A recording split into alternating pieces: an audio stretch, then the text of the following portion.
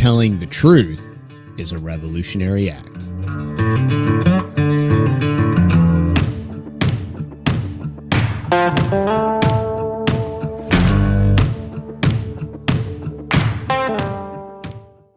All right, y'all, welcome back to the Fearless Podcast. This is episode 13. 13. Just like that. You blink your eyes. There's a baker's dozen right there. Baker's dozen. There you go. All right, y'all. So we announced in a video today, I think we posted it today, that we were going to be doing a podcast about water. Or water. Or however the heck you say water. Or water. I say water. Or water. I say water. It's spelled water. Yeah, I say water. Okay. But how do you say chimney? Okay. So, there was this very interesting article that Alan Savory tweeted on, and there was a lot. There's a lot of really good stuff here. There's some interesting data, and then there's some curious things that I have questions about. And so I kind of wanted to. It's an extensive article. I think it's a New York Times thing.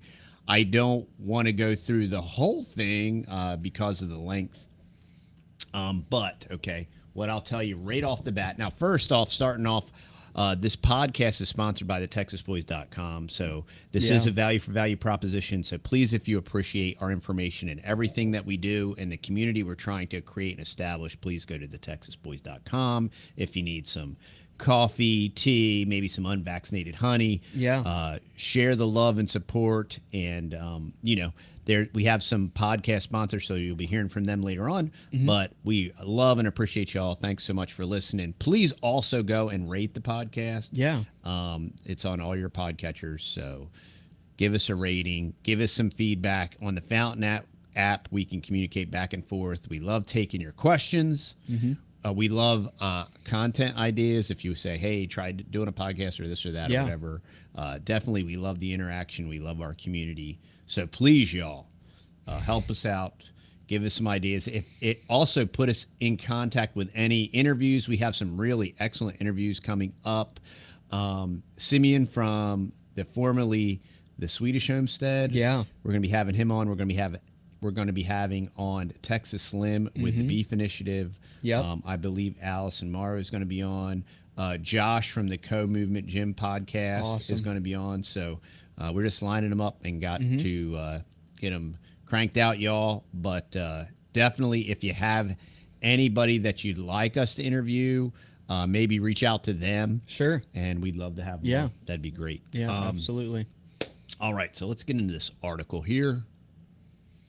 And what I'll do is I will give you the name of the article is America is draining its groundwater like there's no tomorrow. And this was dated. Oh, good. That's just beautiful. September 1st, y'all. This is a September 1st article, which that's interesting because it's not a September 1st article because today's September 1st and I've had this article. So I'm not sure how everything works in postmodern digital world. This article is definitely not from September 1st. That is weird. Hey, y'all. What? This says September 1st, 2023, which is today, 9:07 p.m. And we are recording at 4:43 p.m. Central Time. So I am more confused. This is in the future. Is this future self talking? This is like, Okay. This is like all right, some trippy stuff. Some crazy stuff, y'all. Back to the future. We're living in a postmodern, post-truth extravaganza of illusions. And there's going to be some of this in this article that I want to think about and talk about. And Matt and I haven't discussed it yet. So we'll get some interesting dialogue. But cool.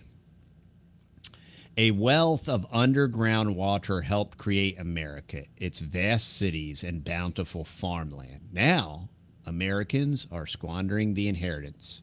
United States aquifers, based on a 2020 research map of the continental United States, marked with states and boundaries. So what I did is I put this in reader mode, so it's probably giving me all the all the map information. Yep. Global warming has focused concern on land and sky as soaring temperatures intensify hurricanes, droughts, and wildfires. But another climate crisis is unfolding underfoot. Oh, good. And out of view. All right, so we get all the good, juicy propaganda and the syrupy irony on the front end. Now, we do absolutely know, and Jeff Lawton and Alan Savory, they've been sounding the alarm about the desertification of America. And we know that monocultures are participating in that.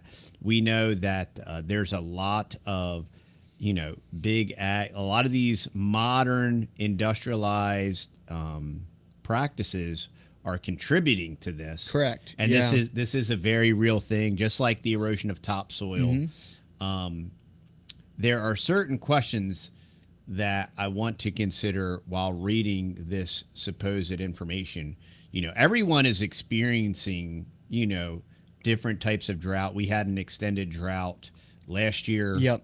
We're currently 45 days into no rain, and we should be coming back into our rainy season. Yeah. So, and that drought forced thousands of ranchers throughout Texas and the South to sell off massive, tens of thousands of cattle for pennies, right, and for hours at sale barns. And I'm talking backed up like apocalyptic type lines, like crazy nuts, because hay bales were over $100, $120 a bale, and just absolutely nuts. And by God's grace, we didn't have to sell any of our cows. We were able to acquire some hay bales, and also we did have a small enough herd, and we were able to, with 100% the help of the YouTube community, y'all, we were able to save Mr. Larry's longhorn herd, which he has about 40 head over there. And that was a big blessing to him, and he's been absolutely so happy with, because he was at the point that he was thinking he was going to have to sell pretty much all of his herd because, he doesn't make that much money. It's his hobby, and he loves doing it. They're retired. So he wasn't going to be able to float it. He's a retired school teacher. So anyway, it's been crazy, y'all. And then this year it's it's messing with all of the cattle prices because there's no cattle available.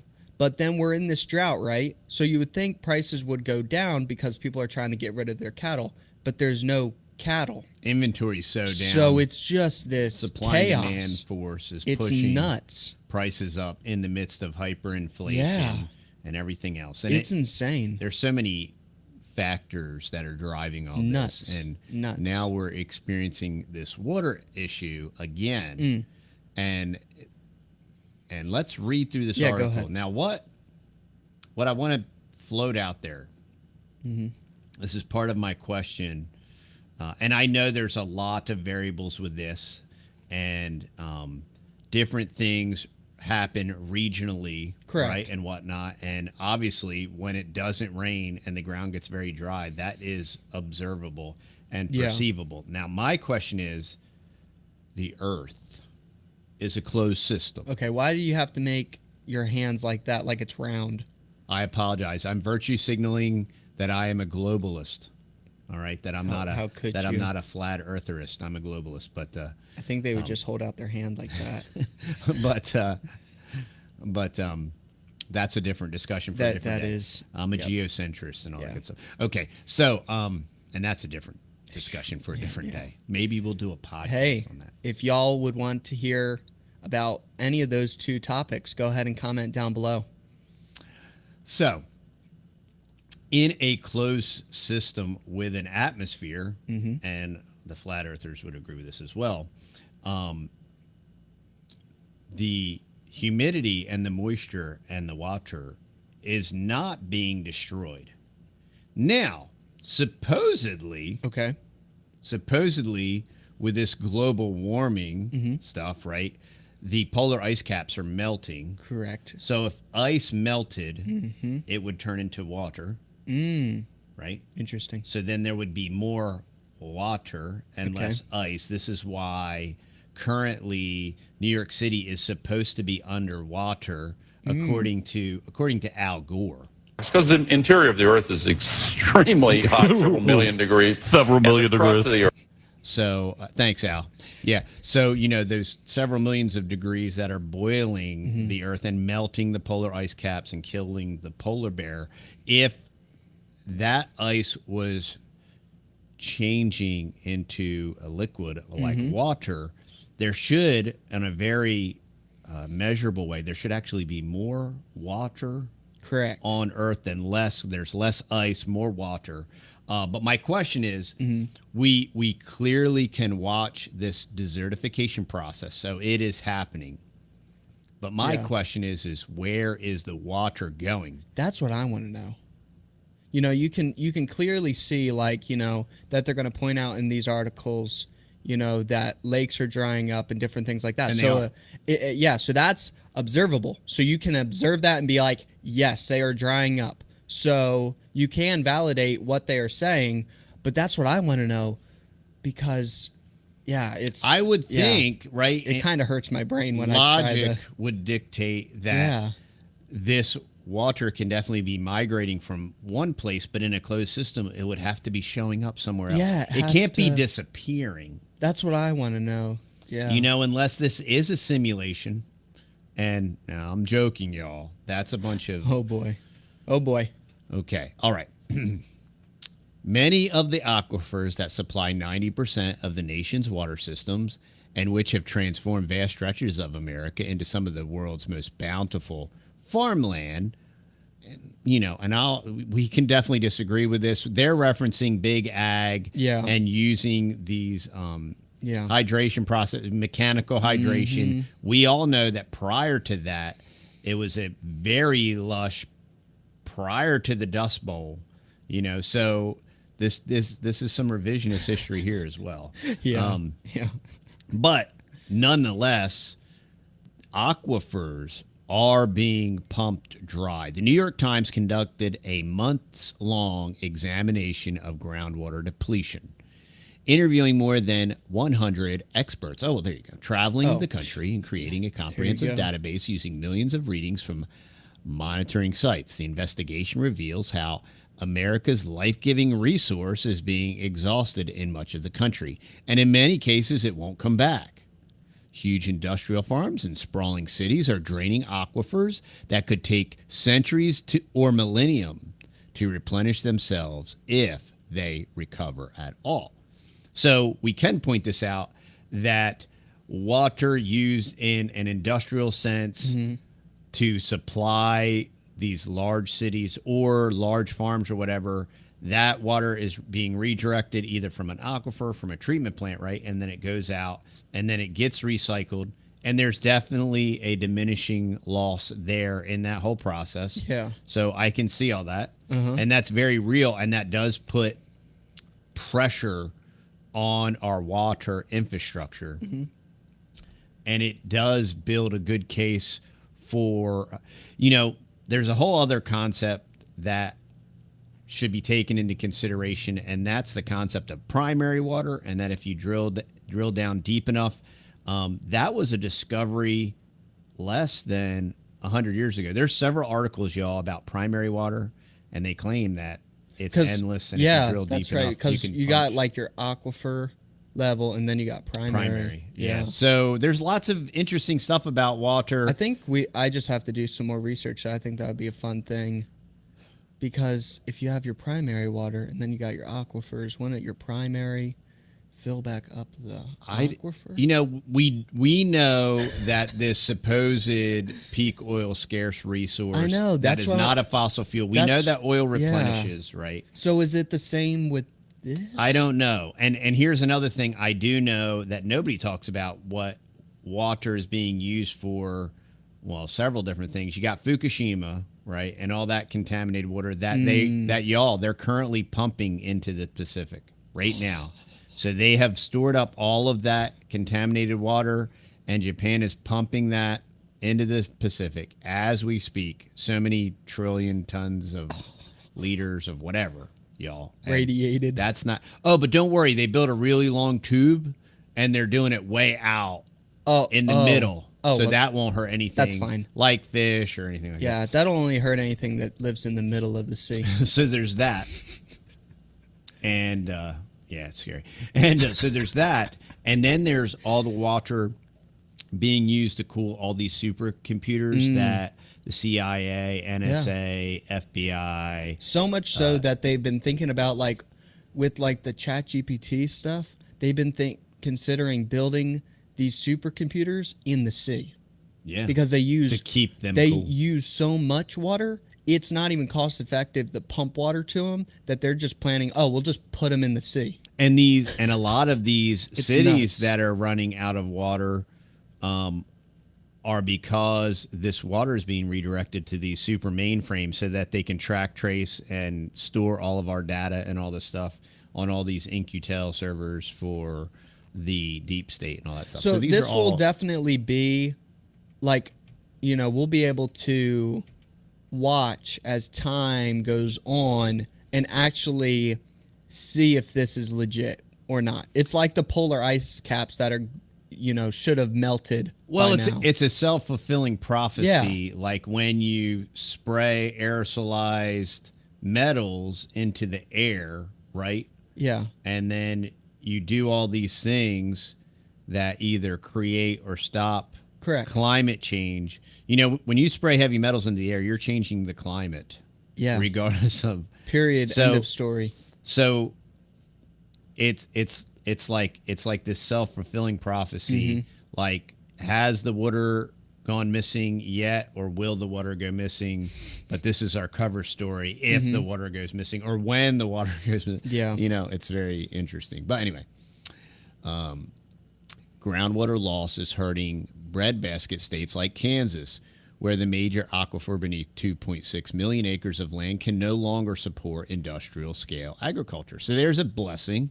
There you go. This is going to now the larger impact is terrible, because when you have big ag producers that can no longer produce, you're not going to have the product. Yeah. And this is where small scale, is where Absolutely. decentralized options Yeah. are going to have to pick up the pace or make the difference so that people don't starve to death. It's Possibly going carnivore.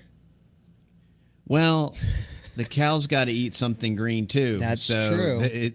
There still has to be They're talking about like corn yields and stuff like that. right, but regardless, there has to be hay. So Correct. some kind of product, something's Correct. got to be eaten a product. But to convert don't you it think a into lot of nutrient. that has to do with the nasty chemicals they've been spraying for like decades? Sure. On Yeah, there, absolutely. doing that to make it so the ground can't even hold moisture. It's aquaphobic, sure. So Yeah, and that's where this is where regenerative agriculture. So they comes could be back like, in. the aquifer is draining, but it's because you've dumped millions and millions of dollars worth of chemicals And on you it for destroyed the so soil. long Correct. that it's done. Yeah. It's like a desert now. And You the point to all that is the water is still going somewhere. Now, it might not be going where we need it in the soil and nutrients and to grow food, but it's not It disappearing. can't just like vanish. Water does not vanish. No. That's how the reason it's been raining since the beginning of creation, relatively speaking. I realize that prior to Noah, there was a canopy and it was dew from the ground. But let's just, however long, and that, even that time frame is pre-flood. You can add up the ages and figure it out. I think it's like 1,000 years or a couple thousand years or whatever. So, but since the flood, it has been raining on a regular basis because of this cycle that is an observable cycle of this whole rain, condensation, evaporation, and this whole thing. So water does not disappear and cease to exist. Yeah. It changes states, whether it's a gas, whether it's a liquid, whether it's a solid, but it does not disappear. This is interesting stuff that I want us to think about. Yeah. Here. Corn yields have plummeted. If that decline were to spread, it would threaten America's status as a food superpower, which is an interesting choice of words, food superpower. Interesting. 1,500 miles to the east in New York State, overpumping is threatening drinking water wells on Long Island, birthplace of the modern American suburb. Oh, great. Thanks. Thanks, New York. Thanks, Long Island. You're my hero. The birthplace of the modern American suburb and home to working class towns as well as the Hamptons and their beachfront mansions. With guys like Barry Soetoro at his vineyard, pack the car in the yard. Around Phoenix, one of America's fastest growing cities, the crisis is severe enough that the state has said there's not enough groundwater in parts of the country to build new houses that rely on aquifers. In other areas, including parts of Utah, California, and Texas, so much water is being pumped up that it is causing roads to buckle, foundations to crack, and fissures to open in the earth. And around the country, rivers that relied on groundwater have become streams or trickles or memories. And now this is all observable. This is happening. Mm-hmm. There's no way to get that back.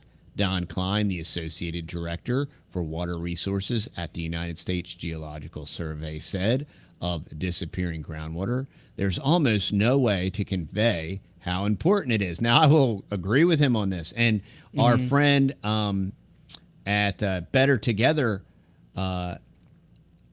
Homestead, he posted a video, Bo and Kelly, he posted a video like maybe a week or two ago, and he was saying how where they are in Central Texas, their municipality is selling their water to San Antonio. Nuts. So this is going on in real time. Yeah.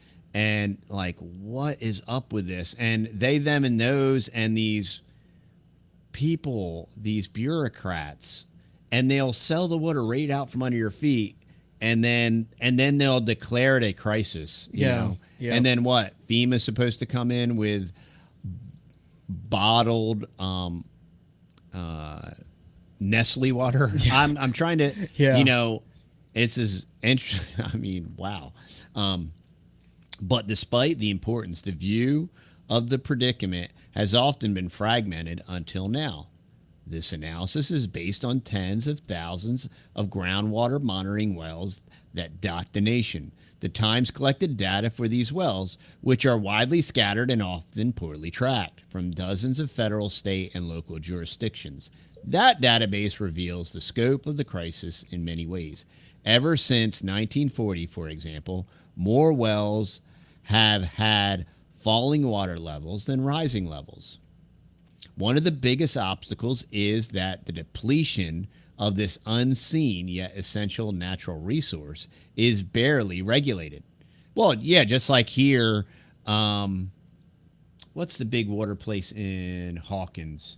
Is that Nestle or Ozarka? Yeah, Ozarka. They're pumping the aquifer and then they're putting it in bottles and shipping it everywhere. You know, and Ozarka is a subsidiary of Nestle. Yeah. And Nestle is like leeching the planet, right, and putting it in bottles and selling it back to us. I mean, talk about the Federal Reserve. I mean, it is like the technocratic oligarchy and crazy. These transnational corporations. They're just going to bleed us to death.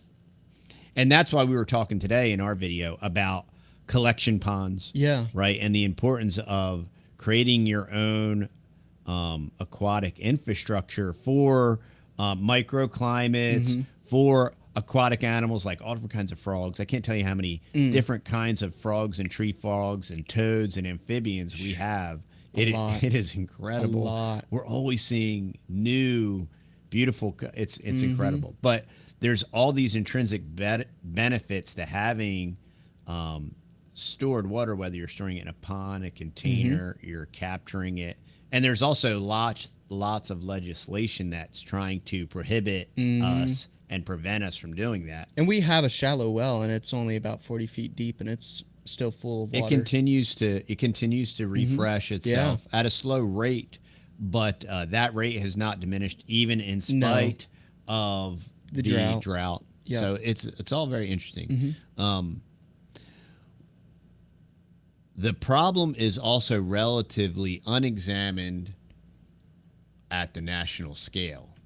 And, when you start considering that they want a deep well toxic water from East Palestine and they want a deep well liquefied CO2 in this national pipeline that runs all through the Midwest, they're going to continue to purposefully pollute our water table. Yeah. And it's so fascinating how all of these scientists that say that this is safe and effective, because look, it won't pollute the water table for like 100 years. Well, what happens when it does? And it's critically catastrophic. polluted. Yeah, of course, catastrophic, because of the technocrats, because of the scientism, and because of what could possibly go wrong if we just pump down into the center of the earth, because it'd probably just disappear. It's because the interior of the Earth is extremely hot, several million degrees. Several million and the crust degrees. of the Earth. So maybe it's magical down there. Hey, just yeah, disappear. probably. Yeah. There's not even an aquifer down there. It's so hot, it just evaporates. The problem is also relatively unexamined on a national scale. Hydrologists and other researchers typically focus on single aquifers or regional changes. All of this helps enable and reinforce practices that have drained aquifers, such as growing water-intensive crops like alfalfa or cotton in dry areas, and over-reliance on groundwater in fast-growing urban areas. Several states, including Texas, Oklahoma, and Colorado, have rules that allow groundwater to be pumped from some regions until it's gone. Oh, good. What a brilliant... everybody wants regulation and bureaucracy, and then these moronic bureaucrats, oh, yeah, just pump the water till it's gone. I mean, who needs water? I mean, who needs drinking water? Who needs clean water? Unreal, y'all. So do you think it could be also like where the main pumping head is, where they're pumping it out, like for a certain area around that, that's where it's going dry? Well, I know for Texas Or- that there is one naturally forming lake in Texas. Correct. And that is Caddo. Lake. Every other large lake formed in Texas is man-made. Correct. And the predominance of those lakes are also water sources for surrounding, like, for example, I know that the city of Longview gets its water from a Lake of the Pines. Okay. And I know like Ray Hubbard supplies water, but almost all of our larger lakes are also parts of the water reserve and water supply, For which in one way is brilliant, but in another way, if they're completely mismanaged, like everything that government does, and it doesn't matter if it's conservative or liberal. Nope. These people are just so Dumb. They're dumb. And we'll just pump it dry. Yeah. Hence why, like, the governor could totally change that. Why? Yeah. Doesn't How about he? just protect our water? Yeah. And They're how like, about no, some, it's illegal. How about You can't just do some that. common sense I mean, stuff? it would take 2 seconds. It's so incredible. How about protecting the water from these corporations or from idiotic bureaucrats that just think it's cool to, we'll just pump it till it's dry. Destroy stuff. But they do not care. Some areas have set official timelines for how quickly they plan to use up groundwater over the next few decades.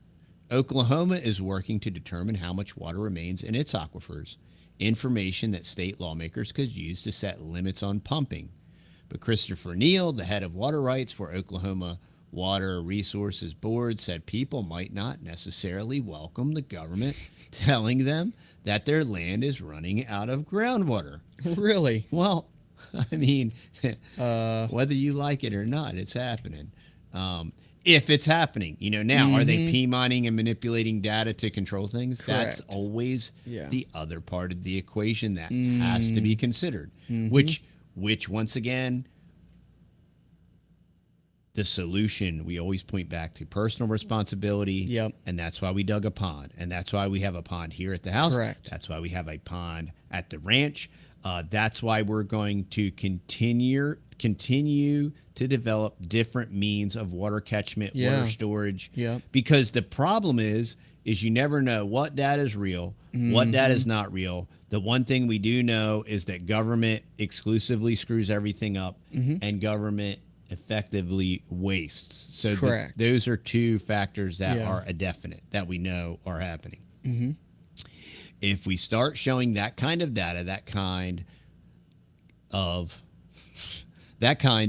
goes into your property values, Mr. Neal said. If we show an area may be depleted in, let's say, 2 years, well, if someone tries to sell that property, they're not going to be able to. To get the clearest picture possible of the state of groundwater in the United States, the Times interviewed scientists, policymakers, and hydrological experts, in addition to building its national database of millions of measurements from wells used to measure groundwater depth. The analysis of that data, some of it collected from wells that have been tracked for a century, enabled the Times to cross-reference water levels over time with crop cover and population patterns. Results were also compared against readings from sophisticated satellites that can estimate groundwater changes from space by measuring subtle shifts in gravity. Wow, that's interesting. Gravity's a theory, but anyway. Recent data from these satellites, which are operated by the Jet Propulsion Laboratory and funded by no such. What do they say NASA stands for? Something about never telling the truth, or something. Need another 7 trillion, or what's the I forget what they call NASA, but never a straight answer. That's what it is. Never a straight answer, NASA. So there you go. Also shows aquifers in decline. So obviously a lot of this is propaganda, y'all. Correct. 2 major California and Arizona aquifers recently matched or exceeded their lowest levels since NASA began collecting data 2 decades ago. According to research from Bridget Scanlon and Ashraf Rateb, the University of Texas at Austin, the parts of West Ogallala, East Kansas, East Colorado, and Oklahoma, and panhandles negates a huge share of the food supply reached their lowest since the start of this program. Oh, good. NASA's mission to stings of climate change, amplifying problem. And then there's China's doing something. China.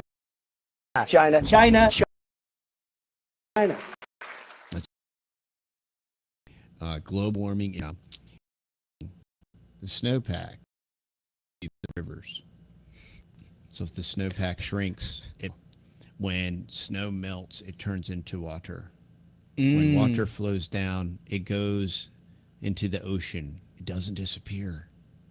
Okay, doesn't disappear. Well, it goes into lakes and streams, and then that gets absorbed. And streams dry up and ground. whatnot, but it doesn't. But the water does not disappear, y'all. Yeah.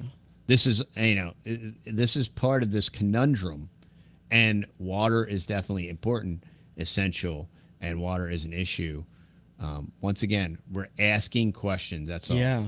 But before we get back into it, we wanted to tell y'all about the butcher shop on the TexasBoys.com. You can pick up, we are selling local grass-fed, grass-finished ground beef and pork. And you might be saying, well, that's awesome. Or you might be saying, I'm not anywhere close to the northeast Texas area, but I would still love to get some organic, non-vaccinated, grass-fed beef.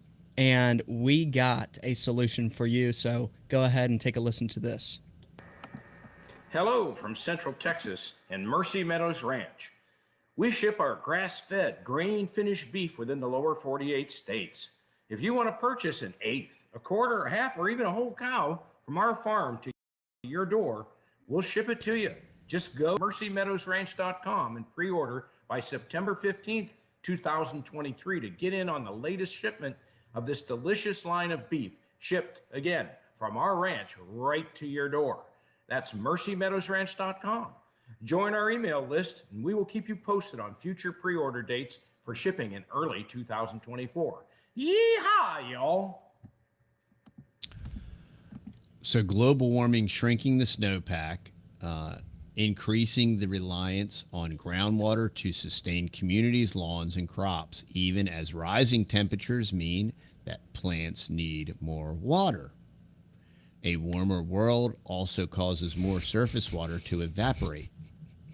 It does evaporate, but then it What turns into a gas. happens? Where does it go? It rains again. Yes, leaving less to seep through the ground to replenish overstressed aquifers.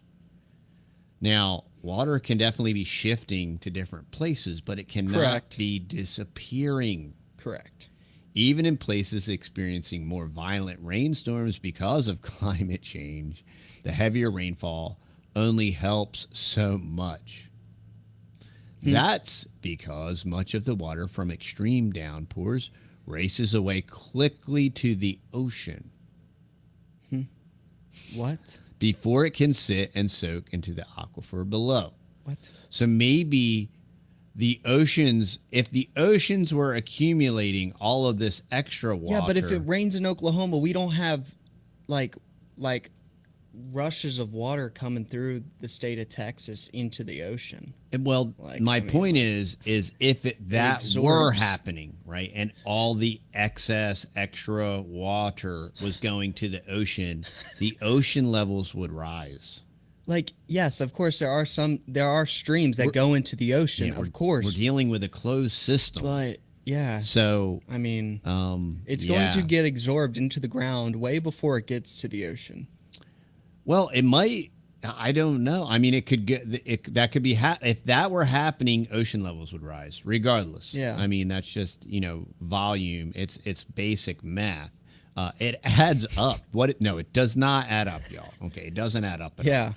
all. It adds up to what might be called a climate trap. Well, it's a trap, okay? As rising temperatures shrink rivers in much of the country, farmers and towns have an incentive to pump more groundwater to make up the difference. Experts call, and then you have all of this technology that is diverting the water as coolant. And none of that. This is true. all about global warming and the useless eaters that use the water to grow food. And that's the problem. Experts call that a self-defeating strategy. By draining aquifers that filled up over thousands or millions of years, they don't know that, regions risk losing access to that water in the future when they might need it even more as climate change makes rainfall less predictable or droughts more severe. Or weather modification does those things as well.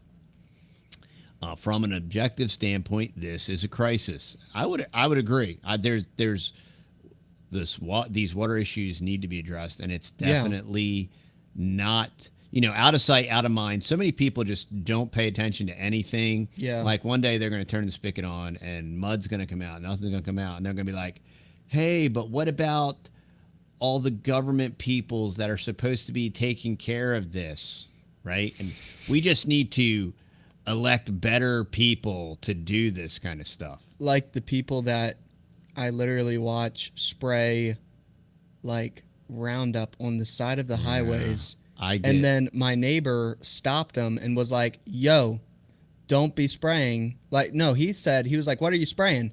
He's like, "Oh, I'm spraying this herbicide." Juice. And he was like, "What's in it?" He's like, "Oh, me no know." Yeah, I know. I'm like, that's nice whoa, for you, whoa, buddy. whoa, dude! Like, Go put it in a bottle of mouthwash and no, drink it every actually, morning. I saw this on a like a little back county road, and it was bombed, right? And then somebody had went back and put, "Please do not spray on trees like down the county road." Yeah, that's great. It's It's nuts. so So infuriating, especially when you watch some like brainless moron that's barely making $12 an hour, and he's just like, "Oh, cool, watch this." And Yeah, like, now oh, they have man. several different type of sprayers. They have the sprayers that spray the grass, and now they have these tree sprayers, and now they spray the trees so then the branches don't protrude or whatever. And I'm like, I'm talking, it sprays 20 or 30 feet into these forest lines. These people that aren't would- even their property. Yeah, It's not their property, These are the same people that would like just dude. neuter themselves and their own children. I cannot imagine, and I don't know who these moron. I mean, Just there mindless. are useless eaters. Yeah. I'm not going to lie. I mean, and I always say that unemployment is not high enough, y'all. And I'm not for roboticization and universal basic income, but as high as unemployment may or may not get, it will never be high enough. I'm sure you've all been to those stores. But I don't want to get down a rabbit trail here. From an objective standpoint, this is a crisis. Yeah, and I would totally agree with that. Everywhere thirsty farms. The most visible symbol of Americans' agricultural bounty is the center pivot irrigation system. And this is a big ag. This is a completely failed monoculture system that is a destructive system, and it doesn't work in a regenerative way, in a symbiotic way, and it's just a failed system. And it is part of the problem, but within every problem is the seed of solution, and this is where regenerative practices, this is the kind of stuff that Jeff Lawton and Alan Savory are demonstrating in real time, like with the Greening the Desert project. These guys have proven that they can correct these issues and reverse these problems. There's a guy in West Texas. What's that, Dust Ups channel? Yeah, Dust Ups, yeah. Yeah, it's called Dust Ups, and that's what he's doing. He bought hundreds of acres in West Texas, and you can buy acres in West Texas probably for like $200 or $300 an acre, but it's like rocks and cactuses, y'all. Yeah. And it's a pretty cool project. We're watching him, and he's getting people that are volunteers helping him do all these different kind of spillways and catchments to greenify West Texas. It's going to be pretty cool. I mean, it's very ambitious. Yeah, very. But it's great seeing people that take an interest in this and then Very put neat. their feet to it. And not make just it talk happen. about it. Yeah. And then communities that are working together with it, volunteering their time. It's pretty it's cool. very fast. It is cool. It's this. That is the solution, y'all. Yeah. We have to be the solution. You can't just point out the problems. You have Correct. to be the solution. Yep. So let's see. Central pivot irrigation systems, a metal contraption on wheels that is attached to a pump and revolves around a central point. A single arm mounted with sprinklers can be as long as half a mile, dispersing hundreds of gallons per minute as well, 24 hours a day for weeks or months on end. Across much of the high plains, the landscape is dominated by these pivots, but a visitor to Wichita County in western Kansas will see fewer of them. The reason?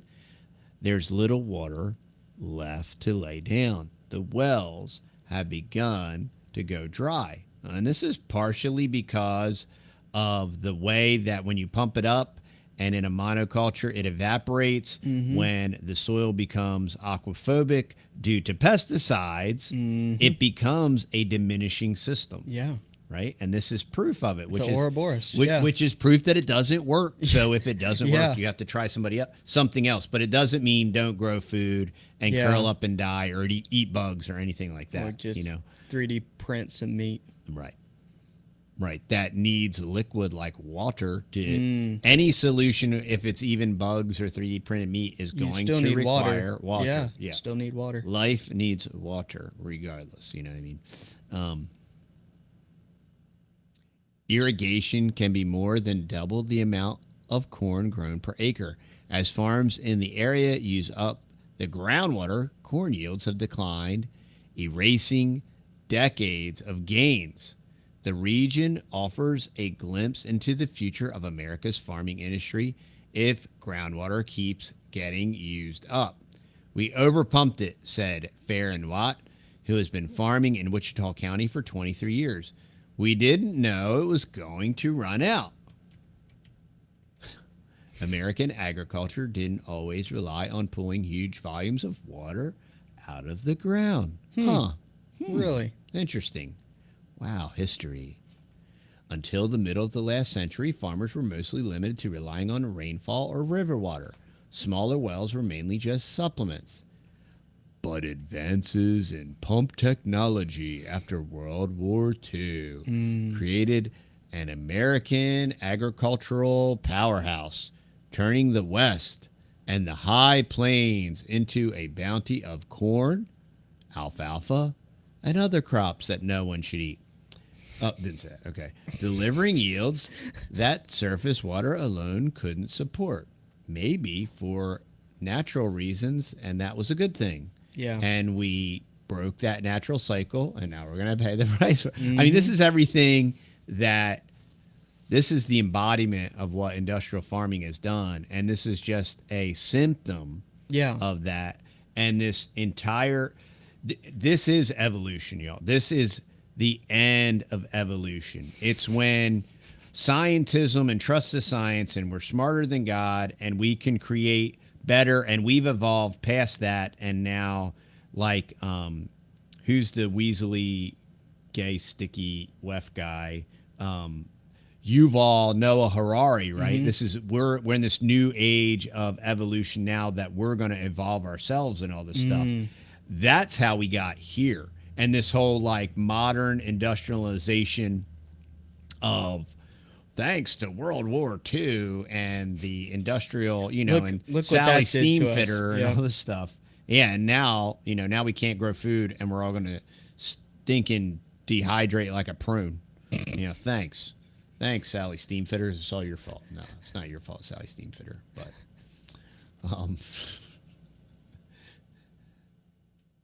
last year the United States produced 39% of the global sorghum exports, 32% of soybean exports, 23% of corn exports. Federal data show America also exported more cotton than any other country. That success has relied on pumping up more water than nature could put back. That is very much a possibility. I don't know how many of y'all are eating sorghum and soybeans and cotton, but maybe we need to reevaluate that as well. I mean, I don't know. Maybe. But General Mills and whatever. Okay. Loma Linda. That success has relied on pumping up more water than nature could put back. As recently as the 1990s, Wichita County farmers produced 165 to 175 bushels of corn per acre, well above the national average. But it came at a cost, requiring farmers to drain the aquifer in order to irrigate their crops. The area gets less than 20 inches of rain a year on average, about 1/3 less than the continental U.S. as a whole. Not nearly enough to replace the water being pumped out of the ground. And so what's fascinating is the solution is we need to genetically modify corn so that it's more water efficient, or we need this genetically modified sorghum or cotton or whatever, rather than evaluating the system as a whole. And saying, and the reason, why are we running out of water? Why can't we keep pumping water from the ground? Oh no, don't talk about that. Let's just and maybe we need to holistically approach the growth of these, and maybe the volume won't be as large, but the system as a whole will be more productive and maybe even be abundant if we consider different crops simultaneously together in a synergistic way, in a holistic fashion, like guys like Joel Salatin and Will Harris have demonstrated, and they've also demonstrated that it can be done holistically and profitably. On a big scale. On a large scale, and it is scalable. 100%. Rather than just saying that it's impossible and how are we now, going to are feed you everybody? going to be able to grow tens of thousands of acres of corn? No. False. No, but stop But processing corn and putting it in gasoline. Exactly. And we could dramatically reduce. My goodness. A lot of these pressures on the food system are a result and a byproduct of bureaucracy and have nothing to do with actual human consumption. So, there's so many factors. There's so many that factor into all this, and then to just climate change, it is fascinating, but there are an enormous amount of questions. Yeah. The necessity for water is real. It is. The threat to our water supplies are real. Mm-hmm. The redistribution and allocation of our water is very real. And so individually, on a personal level for your family, you have to be considering all these things. You have to be thinking about, what you can do as an individual to improve your water situation. And, and the reason that they don't want to talk about it and tell people is because it's incredibly, like what happens when there is no water? What happens when you turn the magical little spigot and, your spigot that's attached to the water treatment plant, however many hundreds of miles away, just doesn't have any water, or somebody's contaminated or whatever. Yeah, whatever. These are all different things that you should think about. These are all things that people thought about as they were, rugged individualists, and they were moving westward. They weren't like, oh, I can't wait till I get to Oregon and I can plumb my kitchen sink. Talking about the water To the deal. magic.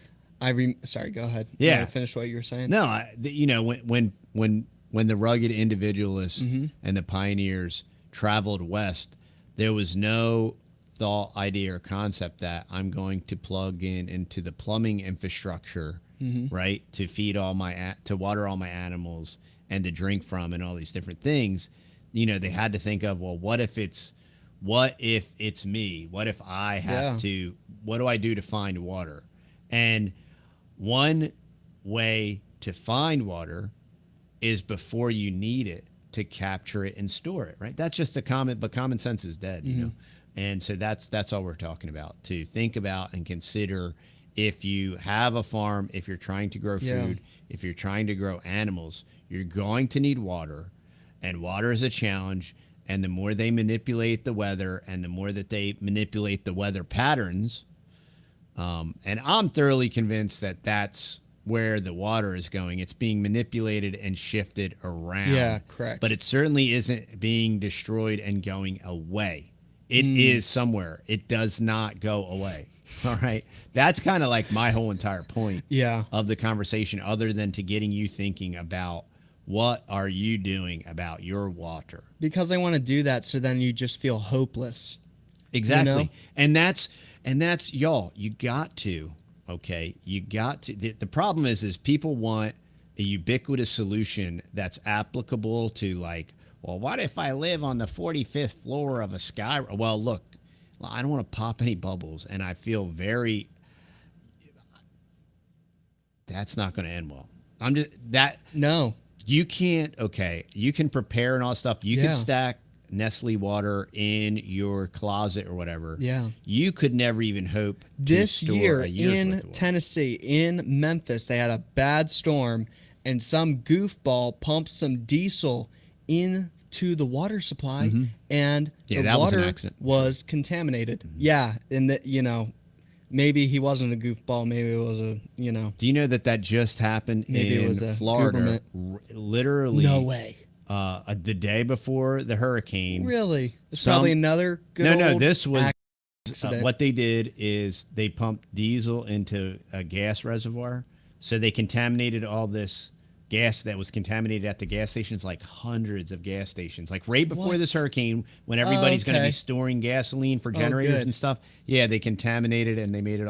Whoops! Just a coincidence. Just a coincidence. One of those. But you know what I say? Fool me once. Shame on you. If fool me, we can't get fooled again. Those are words to live by, and these are the lessons that we are trying to teach. Correct. The next generation. In postmodern 2023 Clown World 2.0, who can look back at that bastion of freedom, George W. Bush. Yes. Wise man right there.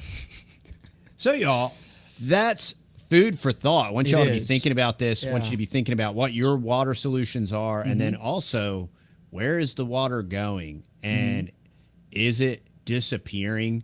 Is this a simulation and the water is being transmuted into an alternate reality somewhere? Correct. I don't know. Don't I know. don't think so. I highly would doubt say it. that I would not agree with that idea. No. But this has been fun, and we do like to have a good time It is. and laugh It's- a little it was a bit good discussion. because that's all part of Yeah. the process, and it's also a coping mechanism, and it's also humor is a great way to communicate kind of disturbing topics like we're going to all run out of water and turn into gigantic prunes and whatnot. So you can laugh a little bit. I know we get some criticism. Why are you always laughing? Well, I mean that's the way we do it. I mean- And humor has been used in that fashion for thousands of years. This wasn't my idea. I didn't think this up. So it's part of the human process. All right, y'all. Hey, subscribe to the Fearless Podcast. Yeah. We love y'all. Check out the TexasBoys.com. And any parting thoughts or ideas? I don't know. Just don't be spraying any chemicals on your place. And That's I what have say. one more suggestion What else? for life. Stay fearless, my friends. There you go. Cue the outro. Outro.